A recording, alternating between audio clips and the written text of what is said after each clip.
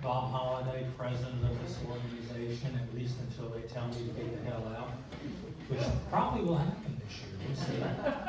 We'll see. Welcome to our January 2026 meeting. This is, I guess, our 94th year, beginning of our 94th year. We have lots of people to thank. I don't know whether we'll see whether this works or not. Yes, we have lots of people to thank tonight, including our food sponsor, which is the Miccosukee Tribe of Florida.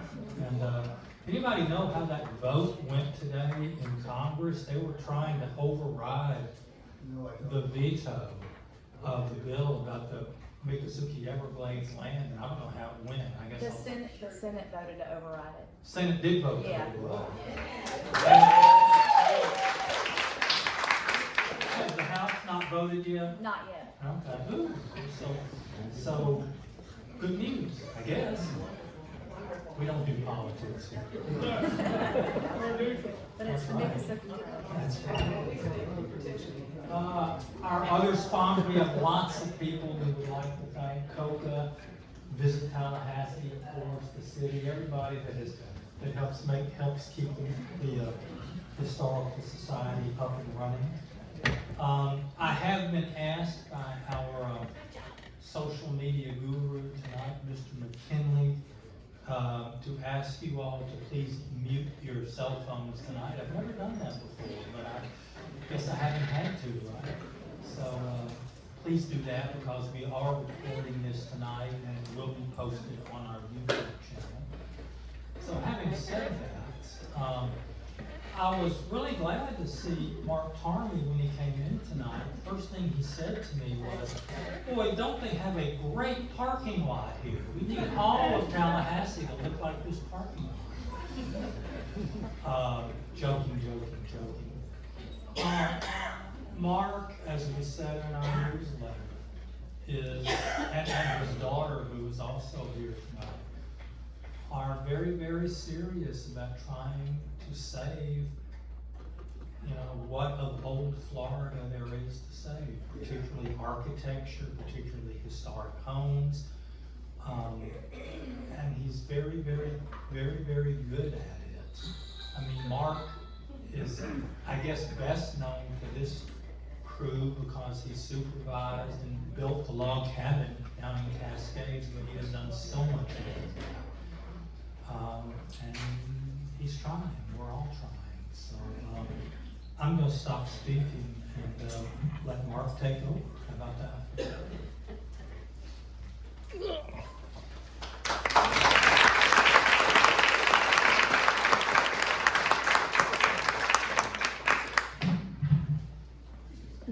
I don't even know if I need it. First, thank you all for being here. I'm overwhelmed. This is crazy. Thank you so much for inviting me. I was going to run through you didn't know, he told me, "Hey, you want to talk about the cabin?" Sure, I'll talk about the cabin. The presentation was really about, if you're going to do a house, how do you do it? How do you do it to save it? So I'm just going to run through these slides. This is sort of our progression. So this is my firm, Ford Design Group. I want to say thank you to all those people. I recognize so many of you, and I've run into so many of you over many years. Thank you for being here. It means a hell of a lot to me.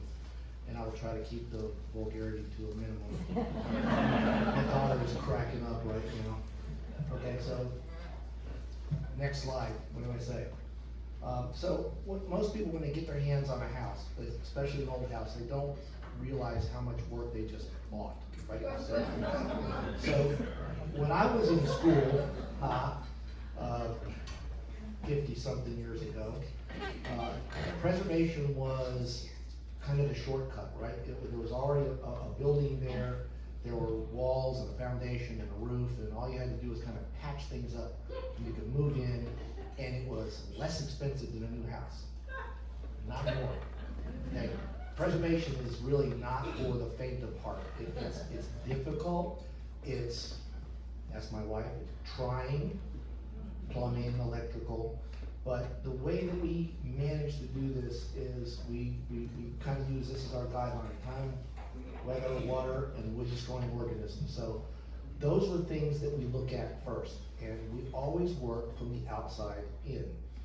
And I've had the occasion to work with one or two clients who insisted that the first thing they wanted to do was put in a new air conditioner and finish the wood floors, while the roof is leaking or the windows are broken. And it is hard to say.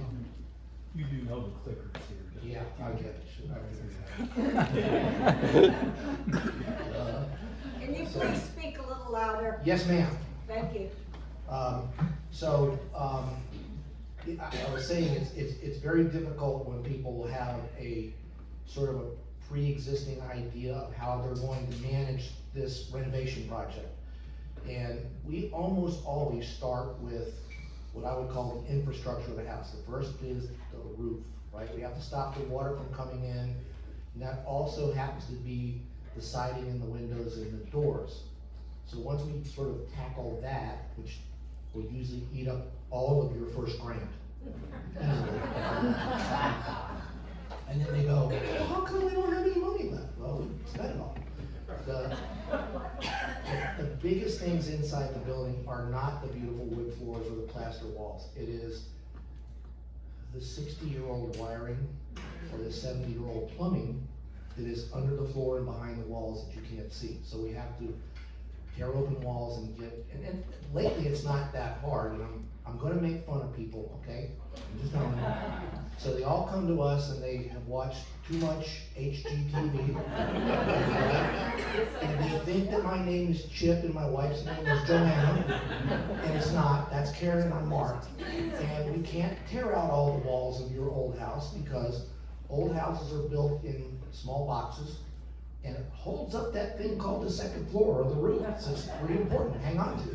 So once we begin to analyze if there's something we can kind of hold in or move or what, and we express to them that we have to do a beam or a column, which is alien speak to most people, right? Old houses are not really, thank you Chip and Joanna, they are not really the right.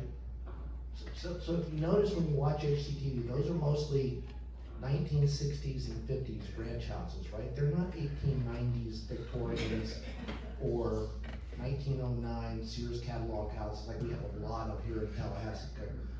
It's a different animal, and they get treated differently. So start with the roof, put a new roof on, and we always say if you can put the same material back, it's a wood shake, put a wood shake. I just got done doing the Calhoun County Courthouse, and it had these beautiful fishtail tiles. Everybody's seen them, right? They're made of asbestos. And you can't buy asbestos anymore. And so we can't go buy 12 or 15 to patch it. So we have to replace the whole thing. We can't even dispose of asbestos in Florida anymore. Now it has to go in a dumpster and get driven to Georgia or Alabama where they incinerate it or bury it somewhere. I don't want to know. all my builders are going, yeah, that's right, man. Right? So we find a lot of substitute materials. So lately we've been able to find a lot of metal materials and cementitious fiber, which is, some people call it hardy board. Okay, what is it? Concrete. It's kind of concrete, it's kind of concrete and plastic in a fiberglass form, and it makes siding. And I actually think it's perfectly acceptable.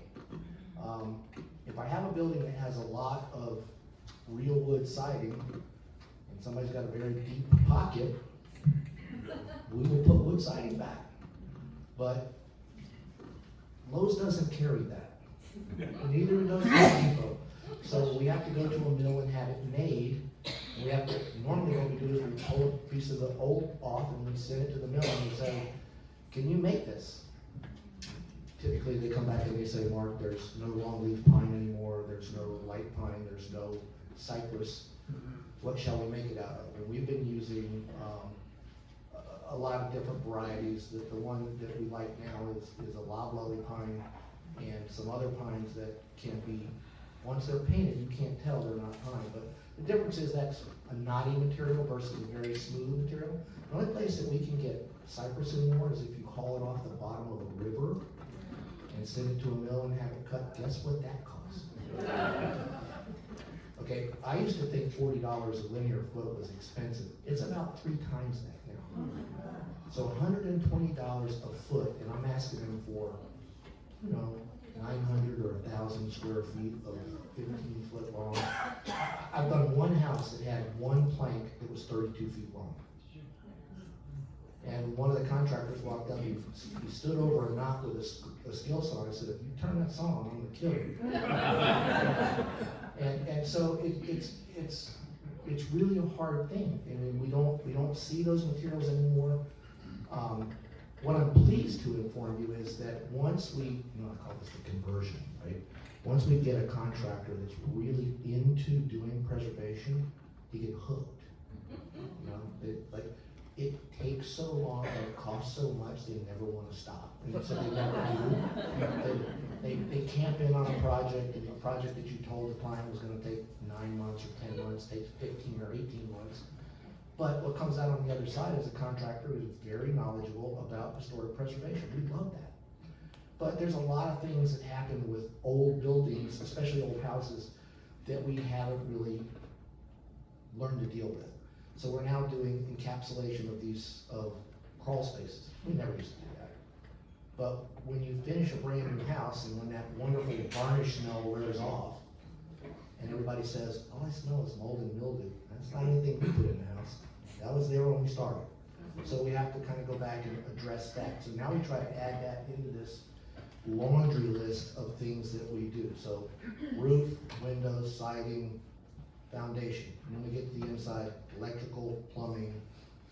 And I'm always surprised, like we're working on a museum down in Apalachicola.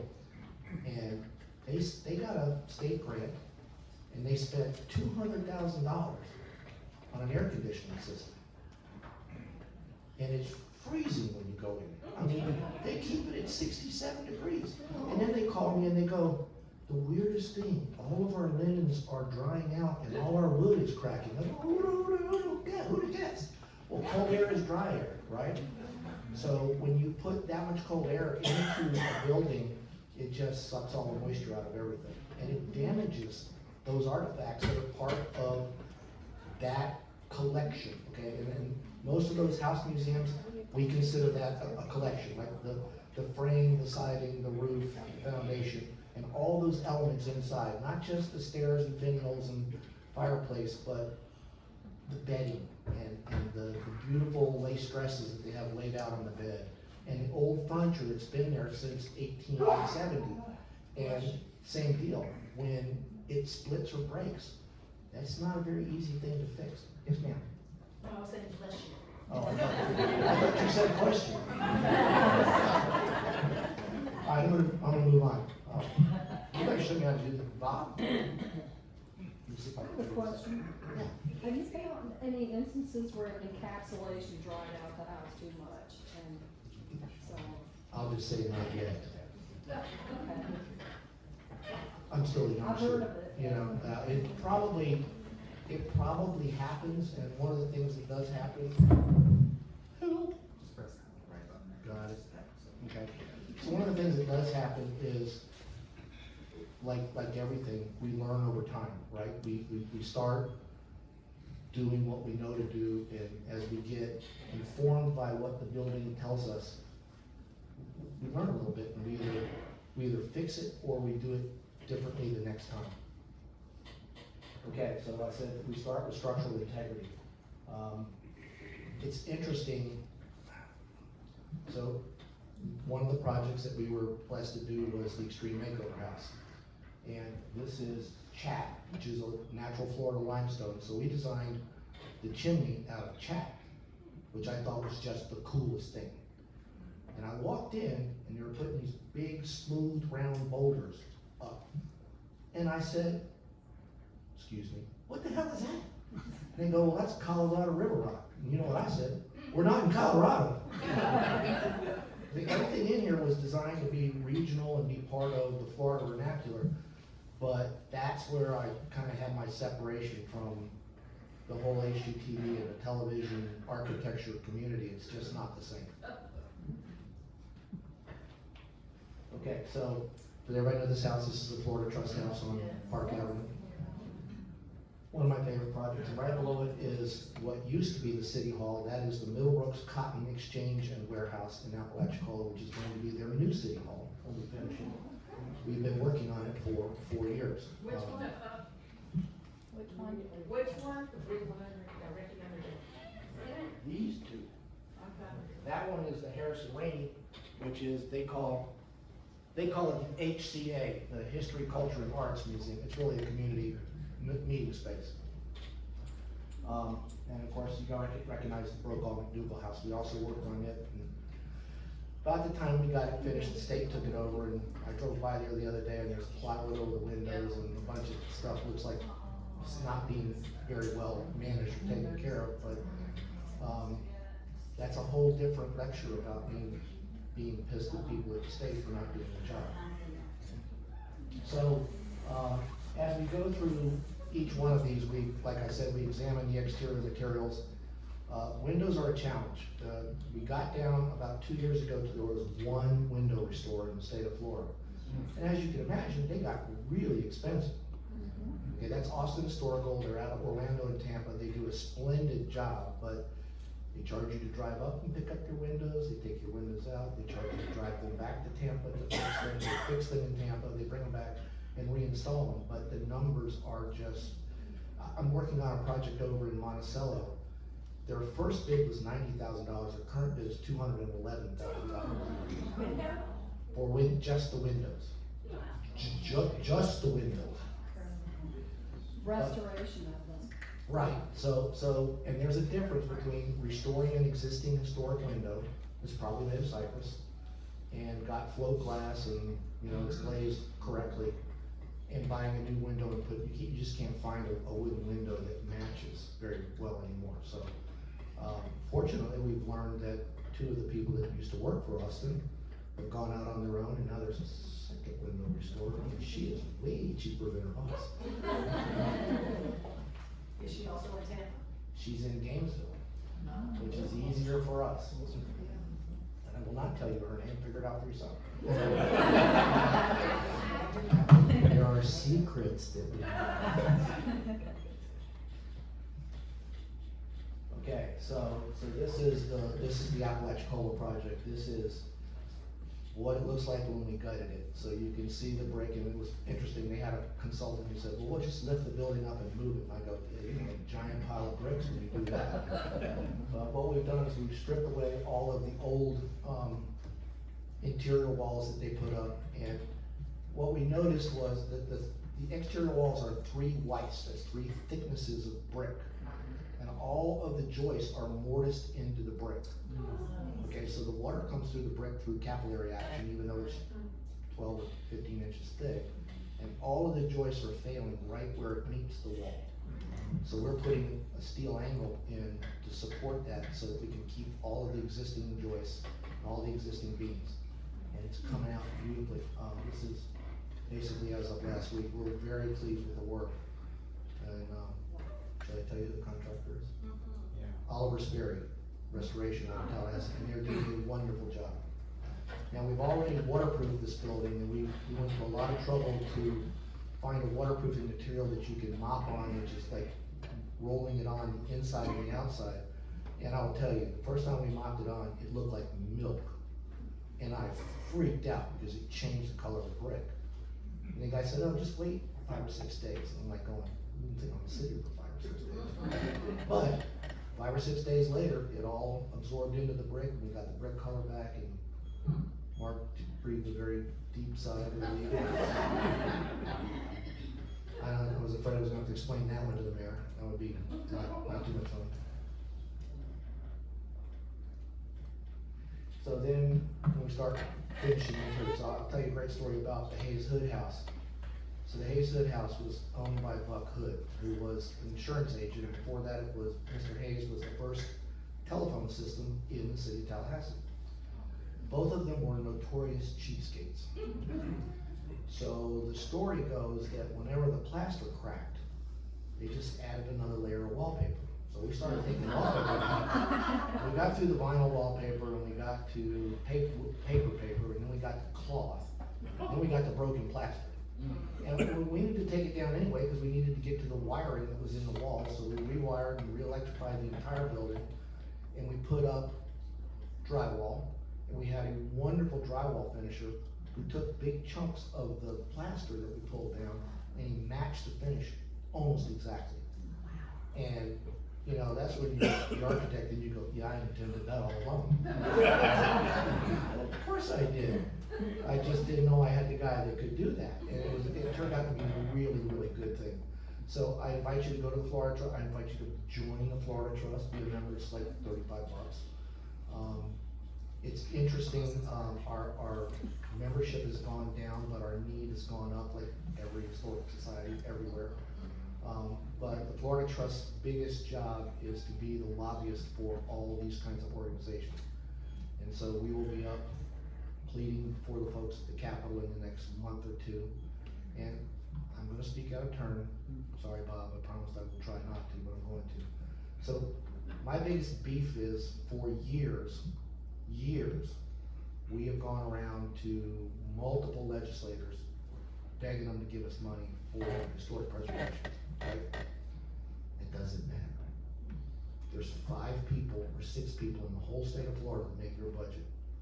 And so if you don't have a connection or a letter to the governor or the lieutenant governor or the minister of finance, whatever we call him, secretary of state, and the treasurer for the Ways and Means Committee or the Appropriations Committee, your voice is not gonna get heard.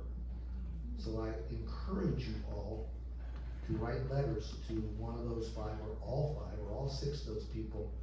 So we just saw the governor's preliminary budget for this coming legislative session. For the 2nd year in a row, he's proposing to zero out all of the arts and cultural funding. I am wounded. So my firm lost about $500,000 in fees for projects that we could not execute last year. That's a travesty. Okay, so most importantly, my bailiwick in this world is we manage a lot of small cities. Madison, Monticello, Quincy, Apalachicola, Carabel, and $300,000 or $400,000 might not sound a lot to a legislature. It's a truck ton to a small community. And even within our own community, I'm working on the Robinson's grocery store in the Bond neighborhood. And they got a $400,000 grant. If they didn't have that, that building would not be being done. So if you don't think it's important, you're wrong. It's incredibly important. So if I can ask you to politely get off your asses and write letters to these people, it doesn't take very long. Do it as an email. Do it as a text, but they need to know that you're looking and you care. Because, you know, I'm good friends with Corey Simon. I walked up to Corey and I said, hey, you gotta help me with this preservation thing. You know what Corey said? I would help you, but that's not my thing. The committees that I'm on are agriculture in North Florida and the water systems. So I can vote, but I don't get to speak in committee, and I don't get to talk to the governor or the lieutenant governor or the speaker of the House or the president of the Senate about those issues. So those are the people that we need to get to. Okay, I'm done preaching. All right, colors. I was really lucky a lot of times. My wife was our colorist for the Hazelwood House, and she did a lot of research for historically appropriate colors for that era of home, right? The 1901 to about 1914 were post-Victorian, but in Tallahassee, everything happens 5 or 6 years later. So that's a Victorian home. So if you go in there, you're going to see it is not garnet. Okay, sorry, FSU fans. It is burgundy, and it's dark green, and there are teals and other tones that are consistent. And that's really important, because we actually had a lady that came over from Jacksonville and scratched all of the plaster, and when you get down about 8 layers of paint and 12 layers of wallpaper, you can tell what color the house was. And so that's an important piece. That's the science that we have to do. And we don't do it on every project, we do it on those that really want to come back and be representational of that time period. so, there's a little magic to it, there's a little science to it, and there's a lot of art to it. And I'm blessed that, I don't know how I got down this road, but when I was at the University of Florida, Blair Reeves, who was the professor of preservation, just steered me into his classroom and said, "You're gonna be with us." Oh, okay, great, whatever. Move along. Alright, so, does everybody know that there's actually a building code for existing buildings in the state of Florida? I know a couple of you do. It's important because it allows us to do a few things differently. Now, we can't do everything differently, like, there still has to be an accessible bathroom, there still has to be a ramp, and there still has to be handrails and all that safety stuff. But it allows us to let most buildings that are of a certain era continue to be a building of that era without changing its character. So ideally, for me, what I really like, and I'll give you an example. We have two great areas in Tallahassee. Along Calhoun Street for about 3 blocks, and along Park Avenue for about 3 blocks, we have sort of a continuity of the same period houses, right? So the 7, 8, and 900 block of Park and the 500 block of Calhoun, which we call the Gold Dust District. When I was in graduate school, I had this really interesting occasion. Is the dean of the Graduate School of Architecture at Harvard said to me, and I'll ask all you, why do you think historic homes in any city, you can't do this, realtors can't do this. Why do you think the historic homes in any city are of a higher value than those homes that are outside of the city, that are in suburbs? Why do you think that is? Anybody? Okay, realtor, you can do it. Location. That's it, location, location, location. And importantly, these were the homes of the people that founded the city, right? These were the homes of the mayors and the bankers and the merchants that built the downtown. That's absolutely true in Tallahassee. So those streets that were interesting, did you know that when they built, the first subdivision was Los Robles? And they thought that was so far out of town that it would fail. Because it was a buggy ride to the Capitol. It was a 20-minute buggy ride. That's too far out. That's just not important. It's interesting, now we're talking about the urban services boundary being out beyond Bannerman Road, right?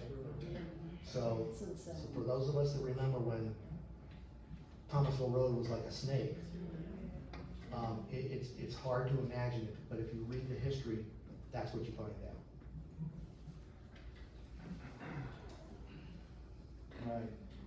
So this is how we do most interior renovations if the walls are not sound.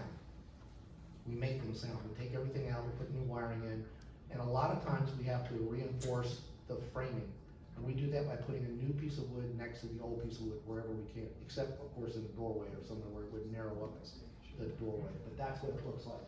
And you'll notice that this one has the wooden lath, which is how they used to support the plaster. That was very common. It makes great, it's lighter wood. If the building catches fire, it's gonna burn. And it's very difficult in some of these bigger houses, especially if we convert a house from residential to commercial, to have to take that out. It's a shame, but we have to do that.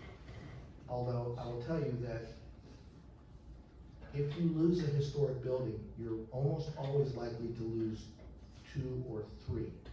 If one goes, it so diminishes the value of the one on either side of it that they normally get torn down.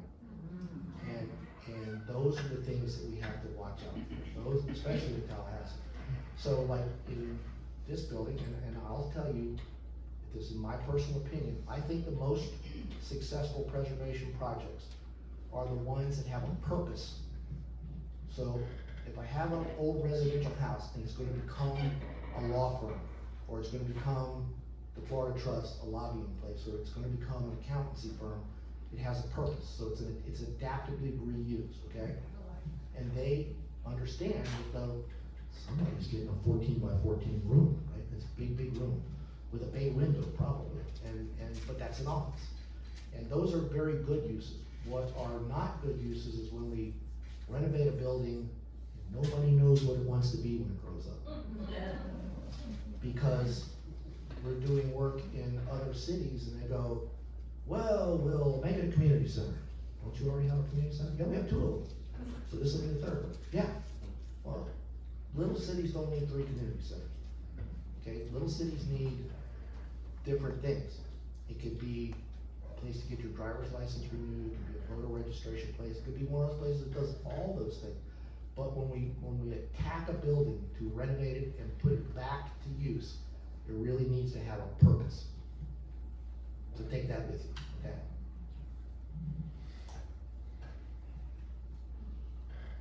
And these are some of the beautiful details that are in the Hayes-Hood house. I bet you can't get a whole lot of guys to do that in the wood flooring. I mean, back then, tile work and wood flooring was, they were done by artisans, right? And now, how many subcontractors you got can do that? Okay? None? One? None? 0, right. Okay. And then there's those things that we have to have. You know, the air conditioning, the hot water heaters, most of that goes outside. One of the things that a lot of architects forget when you're doing a renovation of a big home or a commercial building that is historic, well, guess what? It didn't used to have a place for the air conditioner. It didn't used to have a place for fire suppression standpipe or a plumbing riser. We have to put those in the building and make sure that they're either, sometimes we can seal them, sometimes I paint them bright red and put them out in the building so you can see them. You walk in and go, what is that? And I go, that's the standpipe that runs all the sprinklers if we ever have to use it. But they have to be there. And it's really unfortunate when you are working with a client and they go, oh, I don't want that closet there. I go, well, that's the air conditioner. Well, I still don't want it there. Where would you like it to be? Oh, I don't want it there at all. There are compromises that have to be made in order to make the building have, I don't know, I'll call it livability, right? The things that we now pretty much expect. Ventilation, heating, air conditioning, hot water when we turn on the tap. And a lot, you know, there is a funny story about plumbing, you know, I will tell it, I think I told her the other night. We did one of the houses on Calhoun Street. Now, Calhoun Street's one of the oldest streets in Tallahassee. And all the sewer systems in Tallahassee were one time vitreous china. So if they ever dug up in your yard, it was like a round brown pipe, right? About that thick. They're all clogged, okay? So the owner had a tap, which they paid for, but it went in from the house to the vitreous china main. Now that house particularly had commodes that have the elevated tank with the pull chain, right? So that's 7.5 gallons of water, 5.5 feet off the floor. It's a little bit of pressure. So during their grand opening, somebody went upstairs, used the restroom, and the front guard went. And the architect went, I'm leaving. And it was really embarrassing because it was not pretty stuff, okay? But those are the things that contractor does this all the time. We argue with them. I know this doesn't look like something that needs to be done. Trust me, it needs to be done. So that infrastructure, Tallahassee has a lot of galvanized steel and lead piping for water.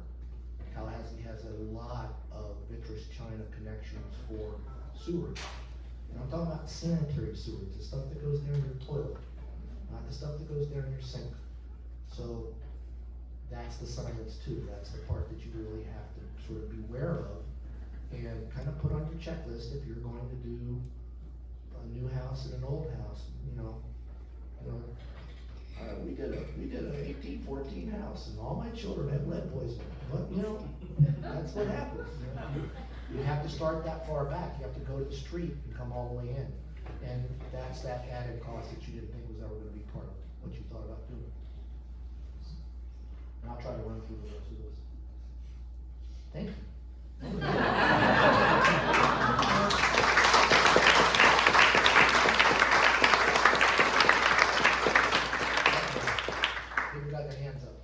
That's her first, she's doing it first.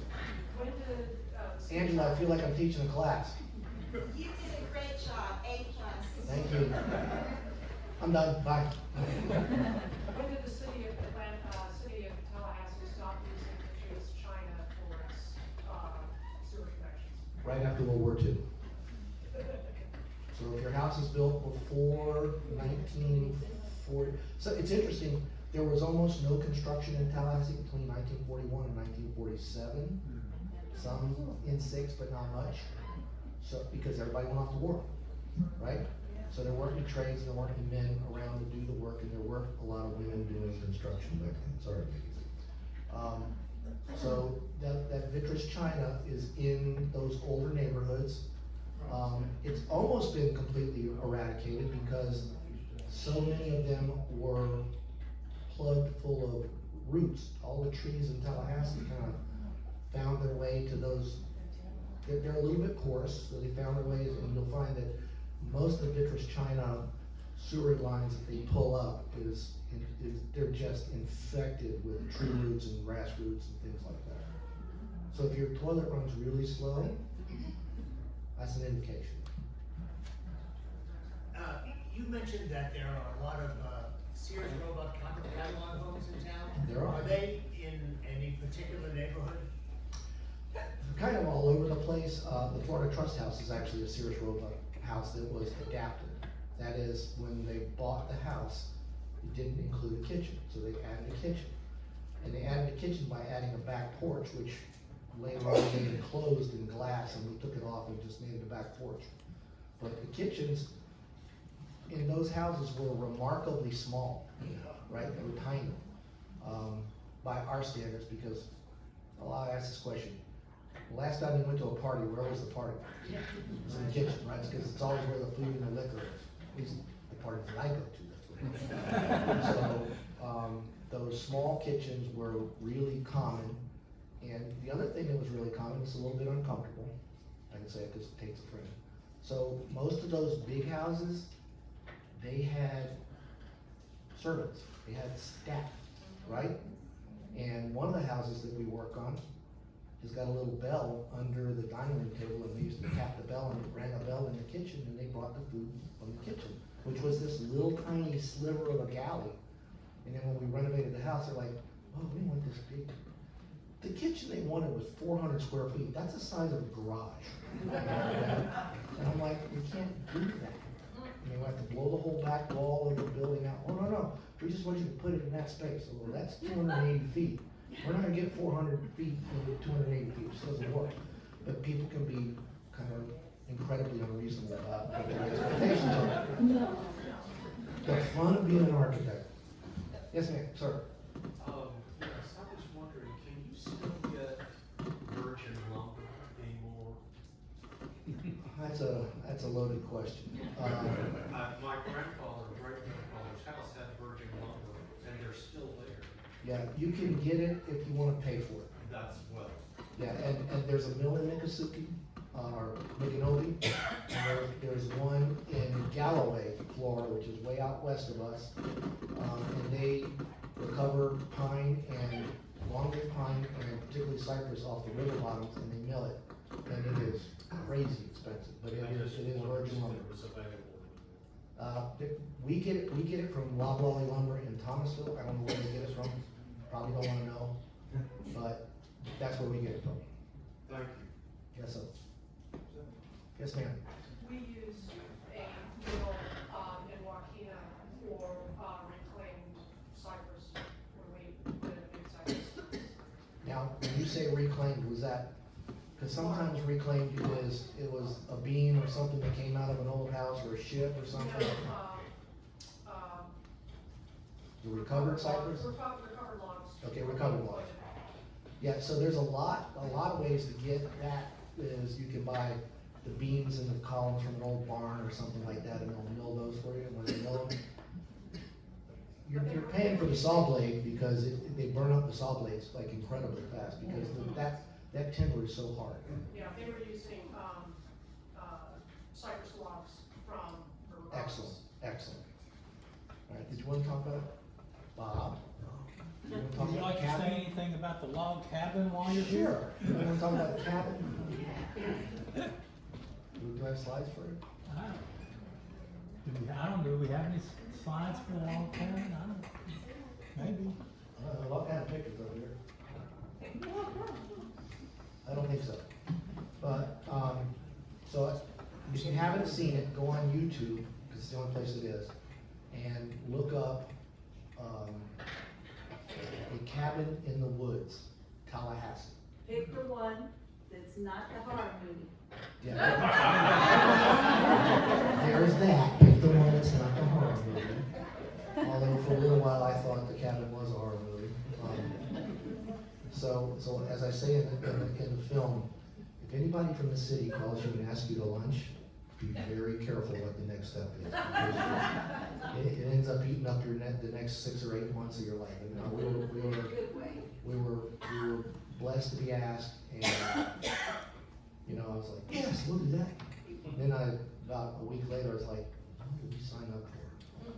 And it was really interesting because I designed it in about 2 days, and I designed it from a memory. My wife used to decorate the governor's mansion, and there used to be a painting of, I think it was Andrew Jackson standing in the woods, and there was a cabin behind him. And that image kind of lit up in my head, and I just started sketching, and I sketched it.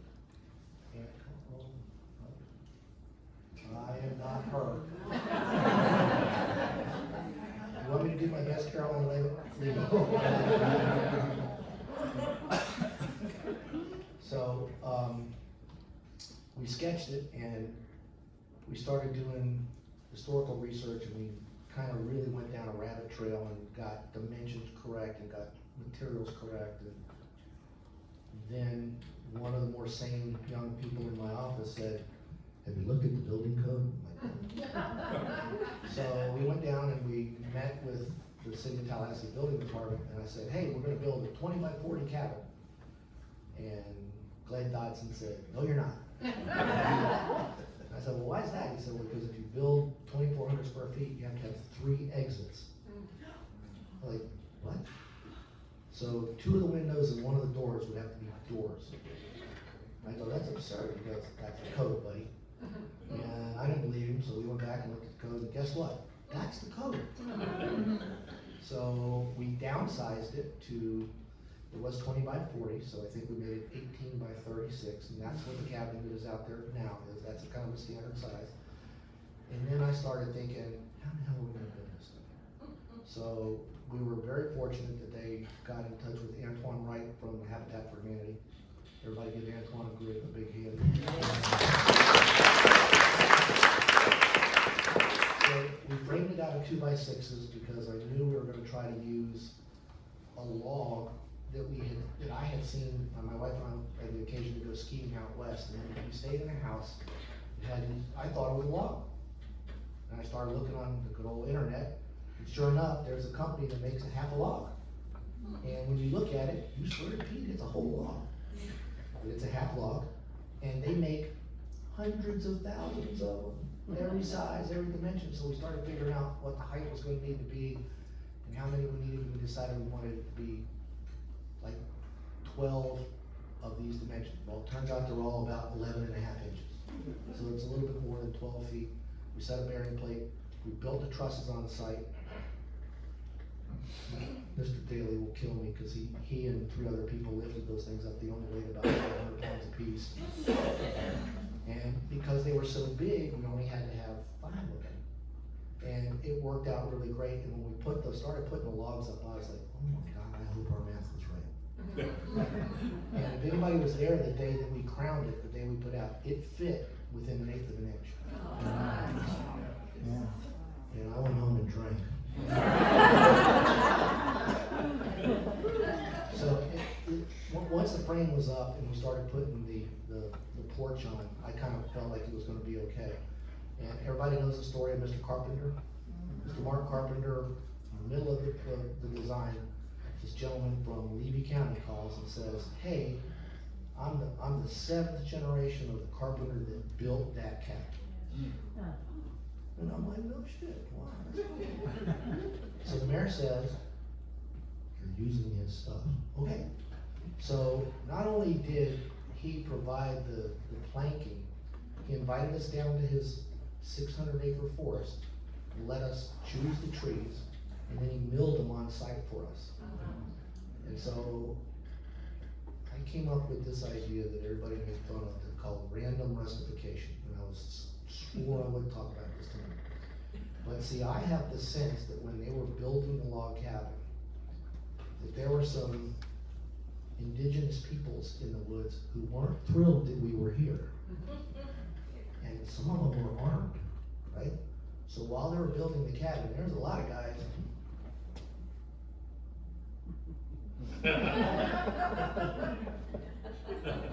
Right? So the idea of random rustification is that we milled 4-inch, 6-inch, 8-inch, and 10-inch planks. We put them up in a completely random pattern, as long as they all worked out. So if you started on one wall that way, and let's say we started at the bottom, we did a 10, and then we did a 4, and then we did a 6, and we made another 10. You have to do that all the way around the building. But what it does is it doesn't look regular, it doesn't look planned. Because we didn't want it to look planned, right? We wanted it to look irregular. So you can design irregular. And it worked out great. I mean, some of you were there and actually put up those planks, and I thank you for that. And I do have to give a lot of kudos to Antoine. He had this great idea of screwing in the logs from the back. Yeah. So we had these really long, it's called a hurricane anchor, praise God. So we screwed those through the studs and into the logs. And as we did, it drew the log back to the face of the studs. And it was so tight that we decided we don't need insulation. So there's no insulation in that building. But if you go in there on a 90-degree day, or if you go in there, I don't know what that's doing, I like it. If you go in there on a cold day, it's pretty much the same temperature. I like it. It's like the Florida Springs. It stays about 68, 72 degrees. Who's a docent? God bless you all for going. So have you ever had a bad day there? Yes. I think a bad day is when not enough people come through and you're just sitting there by yourself. There was one Sunday we had 0 for the first hour, so we left. I can tell you a war story. My son and I went out there and we dug a hole and we dragged 12 bags of concrete and we begged and borrowed and stole a 6-inch pipe and had it drilled so that we could put a flagpole in. And the next morning, the director of the park called me and said, "Hey, some idiot put this flagpole thing in, so we just tore it out." And you can imagine the words that came out of my mouth. You did what? And so, to our surprise, the director of parks made them go back and rebuild the whole thing. It's nicer than the one we built. But that was just one of those, you know, you knew it was going too good. I mean, everything was going great, it was going too good.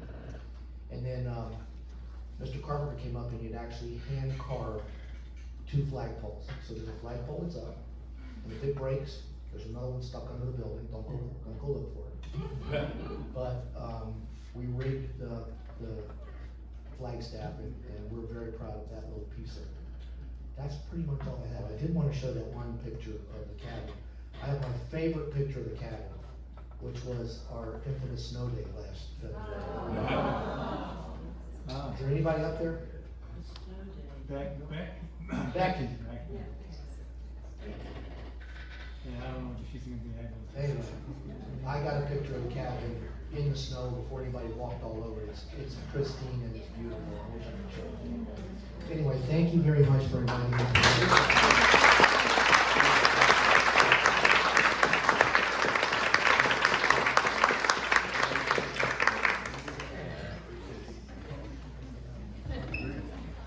Mark, we always try to, don't leave yet. I'm not. We always try to give a